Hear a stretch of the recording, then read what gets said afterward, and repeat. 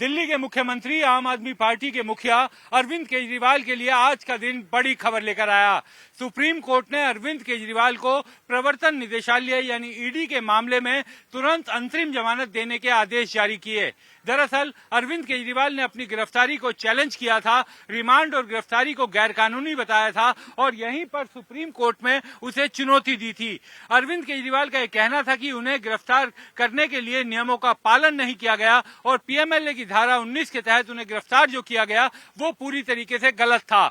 आज अरविंद केजरीवाल को कोर्ट ने इंटरिम बेल अंतरिम जमानत दे दी है और ये कहा है कि अरविंद केजरीवाल को तुरंत जमानत दे दी जाए। साथ साथ ये भी कहा है कि अरविंद केजरीवाल अपने पद पर रहते हैं या नहीं ये फैसला उन्हीं को करना है, कोर्ट इसमें कोई दखल नहीं दे सकती। और ये भी कोर्ट ने कहा कि 90 दिनों से यानी 3 महीने से वो जेल में हैं, वो चुने हुए इलेक्टेड प्रतिनिधि हैं और इस कारण इन सब चीजों को देखते हुए उन्हें जमानत दी जाती है। हालांकि पीएमएलए की धाराओं के तहत गिरफ्तारी के मामले को क्या कैसे गिरफ्तारी हो सकती है, क्या उसके प्रोविजन होने चाहिए, ये लार्जर बेंच को भेज दिया गया है, यानी सुप्रीम कोर्ट की बड़ी बेंच इस मामले को सुनेगी। हमारे साथ आम आदमी पार्टी की लीगल सेल के अध्यक्ष और जाने माने वकील संजीव नसियार साहब हैं। नसियार साहब, एक वकील के तौर पर, क्योंकि मैं जानता हूं कि आप आम आदमी पार्टी से भी जुड़े हुए हैं, लेकिन एक वकील के तौर पर आप लंबे समय से प्रैक्टिस कर रहे हैं, किस तरह से इस फैसले को देखते हैं?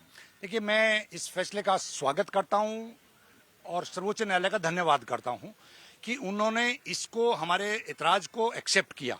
हमारा एतराज ये था कि ये अरेस्ट इलीगल है, इसकी रिमांड इलीगल है। उसको जब हम सर्वोच्च न्यायालय में लेकर आए तो सर्वोच्च न्यायालय ने हमारी बात को कंसीडर करते हुए, क्योंकि सेक्शन 19 को लेके एलोबरेट तरीके से उसको एक्सप्लेन करना चाहती है सर्वोच्च न्यायालय, तो वो कॉन्स्टिट्यूशनल बेंच तय करेगी। तो वो लार्जर बेंच को रेफर किया गया है और अरविंद केजरीवाल जी को इन बिटवीन एक बड़ी राहत दी गई है। एक जो मैं इस अभी हालांकि जजमेंट का बड़ा हिस्सा आना है, लेकिन जो कोर्ट का ऑपरेटिव पार्ट कोर्ट पढ़ रहा था तो उस समय कोर्ट ये कह रहा था कि हमने 3 क्वेश्चंस फ्रेम किए हैं, जिसमें किस तरीके से क्या पीएमएलए की धारा 19 के तहत जो गिरफ्तारी होती है किस आधार पर वो गिरफ्तारी हो, क्या जो मटेरियल एविडेंस आईओ के सामने है क्या केवल वो अपने पक्ष के देखे या जो आरोपी के पक्ष के देखे। तो क्या लगता है कि केवल ये फैसला जब लार्जर बेंच के पास जाएगा तो लार्जर बेंच सिर्फ अरविंद केजरीवाल के मामले की जगह एक बड़ा पर्सपेक्टिव देखेगी और ईडी के तमाम मामलों में इसका असर पड़ेगा? बिल्कुल, ये बहुत बड़ा फैसला आएगा जिस दिन भी आएगा कॉन्स्टिट्यूशनल बेंच का। इसमें ईडी जिस तरीके से काम कर रही है उन सब चीजों को, जो भी एतराज और ऑब्जेक्शंस हम लोगों के हैं या बाकी लोगों के हैं, उन सब पे इसका असर पड़ेगा। आप चूंकि पार्टी की राजनीति से भी जुड़े हुए हैं संजीव जी, बीजेपी ये कह रही है कि अभी कोई आपको क्लीन चिट नहीं मिली है, जमानत मिली है और जमानत का मतलब क्लीन चिट नहीं होता।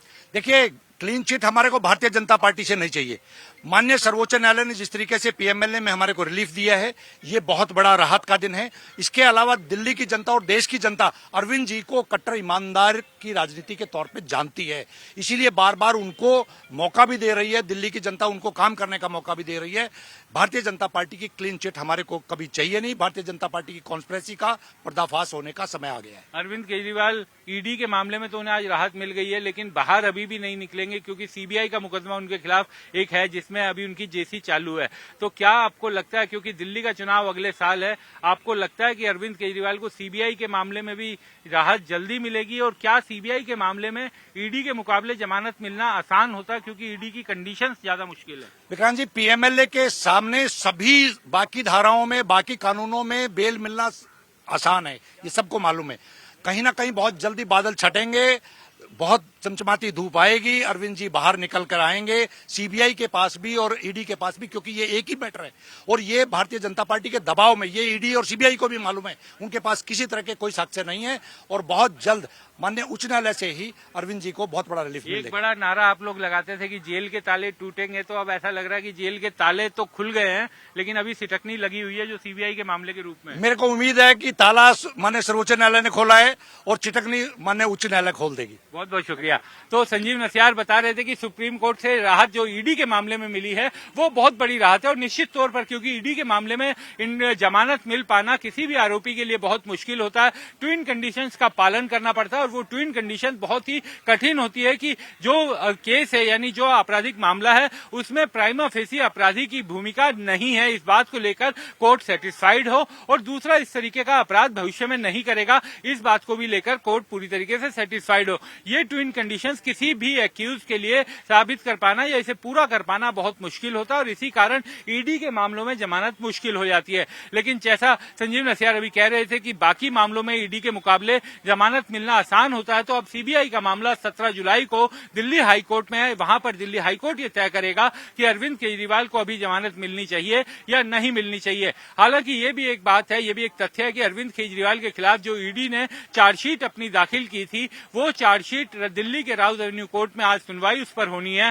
कोर्ट ने पिछली सुनवाई पर उस पर कॉग्निजेंस ले लिया था और अरविंद केजरीवाल को बतौर एक्यूज समन भी किया था। आज अरविंद केजरीवाल की राउज एवेन्यू कोर्ट में वीडियो कॉन्फ्रेंसिंग के जरिए पेशी होगी। वहां पर उनके खिलाफ जो चार्जेस फ्रेम की प्रक्रिया है उस पर कोर्ट आगे बढ़ेगी, उनसे पूछा जाएगा, उसका दोनों पक्ष अपनी अपनी दलीलें देंगे। 21 मार्च को अरविंद केजरीवाल को गिरफ्तार किया गया था। अरविंद केजरीवाल का कहना था कि लोकसभा चुनाव से ठीक पहले उनकी गिरफ्तारी राजनीतिक कारणों से की गई और उसको उन्होंने चैलेंज किया पहले हाईकोर्ट ने उनकी याचिका को खारिज कर दिया। उसके बाद वो सुप्रीम कोर्ट में आए। सुप्रीम कोर्ट ने उनकी याचिका पर सुनवाई करते हुए 17 मई को अपना फैसला सुरक्षित रखा था, लेकिन साथ ही साथ बाद में अरविंद केजरीवाल को इंटरिम बेल दी थी दिल्ली लोकसभा चुनाव के दौरान प्रचार करने के लिए। हालांकि वो इंटरिम बेल एक समय सीमा की थी, बंधे हुए समय सीमा की, लेकिन अब कोर्ट ने जो इंटरिम बेल दी है ईडी के मामले में उसकी कोई समय सीमा नहीं है, यानी जब तक अब लार्जर बेंच इस मामले को सुनेगी, लार्जर बेंच गिरफ्तारी के कारणों, प्रोविजंस, उन सब चीजों पर अपना विचार देगी, अपना फैसला सुनाएगी। लेकिन अरविंद केजरीवाल के लिए एक बड़ी राहत यह हुई कि अब ईडी के मामले में उन्हें जमानत मिल गई है और सीबीआई के मामले में उनकी सुनवाई दिल्ली हाईकोर्ट के सामने पेंडिंग है।